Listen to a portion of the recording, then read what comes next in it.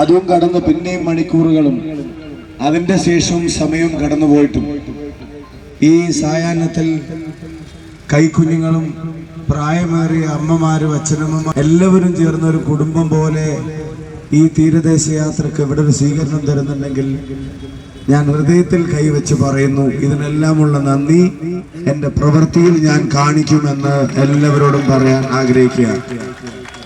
നമ്മുടെ യാത്രകൾ, നമ്മുടെ പര്യടന പരിപാടികൾ മണിക്കൂറുകൾ വൈകുന്നത് ഇപ്പോൾ ഒരു ശീലമായിരിക്കുക. എന്ന് വെച്ചാൽ നിങ്ങൾ തെറ്റിദ്ധരിക്കരുത്, ബോധപൂർവമായ വൈകും എന്നുള്ളതല്ല ഉദ്ദേശിക്കുന്നത്. നമ്മൾ യാത്ര തീരുമാനിക്കുമ്പോൾ 10ഓ 20ഓ പോയിന്റുകൾ തീരുമാനിക്കും. ആ പോയിന്റുകളിൽ സ്വീകരണം ഒരുക്കാമെന്ന് തീരുമാനിക്കും. അവിടുത്തെ ആളുകളെ അത് അറിയിക്കുകയും ചെയ്യും. പക്ഷെ ആ പോയിന്റുകളിൽ മാത്രമല്ല, നമ്മൾ 20 പോയിന്റ് തീരുമാനിച്ചാൽ ജനം 80 പോയിന്റ് വേറെ തീരുമാനിക്കും. നമ്മൾ 15 പോയിന്റ് തീരുമാനിച്ചാൽ ജനം 45 പോയിന്റ് വേറെ തീരുമാനിക്കും. ഇന്നലെ രാത്രി 8:30 മണിക്ക് അവസാനിക്കേണ്ടിയിരുന്ന കുറ്റ്യാടിയിലെ സ്ഥാനാർത്ഥി പര്യടനം അവസാനിച്ചത് ഇന്ന് രാവിലെ 4:30 മണിക്കാണ്. മിനിഞ്ഞാന്ന് രാത്രി 8 മണിക്ക് അവസാനിക്കേണ്ടിയിരുന്ന കൂത്തുപറമ്പിലെ സ്ഥാനാർത്ഥി പര്യടനം അവസാനിച്ചത് ഇന്നലെ പുലർച്ചെ 3:45-നാണ്. അത്രയും മണിക്കൂറുകൾ വൈകിയും അതിൻ്റെ സമാപന സംഗമങ്ങളിൽ ഉൾപ്പെടെ ജനങ്ങൾ പിരിഞ്ഞു പോവാതെ നമുക്ക് അതിശക്തമായ പിന്തുണ തരുന്നുണ്ടെങ്കിൽ അതിനർത്ഥം മറ്റൊന്നല്ല, ഈ തെരഞ്ഞെടുപ്പ് നമ്മളെ ജയിപ്പിക്കാൻ വടകര തീരുമാനിച്ചിരിക്കുന്നു എന്നുള്ളത് തന്നെയാണ് അതിൻ്റെ ഏറ്റവും പ്രധാനപ്പെട്ട അർത്ഥം. അത് നമ്മുടെ ഉത്തരവാദിത്വം വർദ്ധിപ്പിക്കുകയാണ്.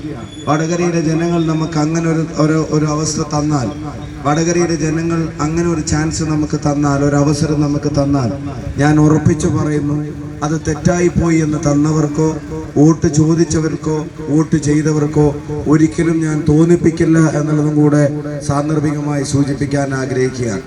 നമ്മുടെ നാട്ടിലെ സാധാരണക്കാരന് വേണ്ടി നടക്കുന്ന തെരഞ്ഞെടുപ്പാണിതെന്ന് പറഞ്ഞാൽ നിങ്ങളിൽ എത്ര പേർക്ക് അതൊരു രാഷ്ട്രീയ മുദ്രാവാക്യത്തിനപ്പുറം പ്രസക്തി കാണാൻ കഴിയുമെന്ന് എനിക്ക് അറിഞ്ഞുകൂടാ.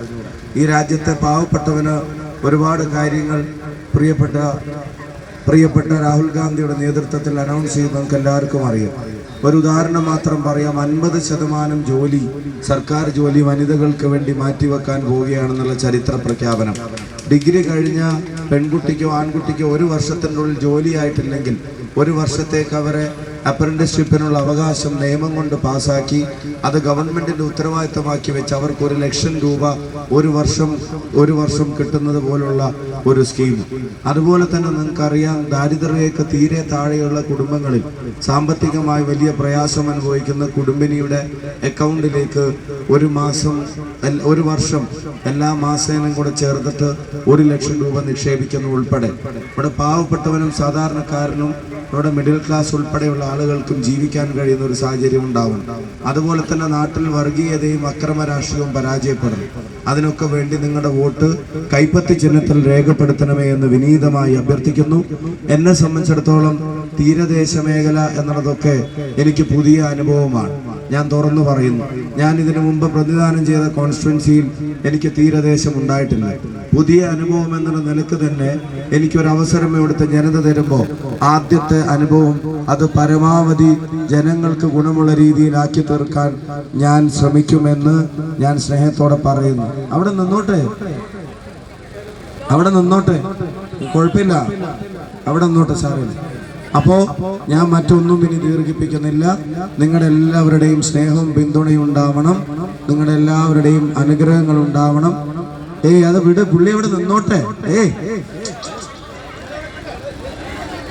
നിങ്ങളുടെ എല്ലാവരുടെയും അനുഗ്രഹം ഉണ്ടായിരിക്കണമെന്ന് മാത്രം പറയുന്നു.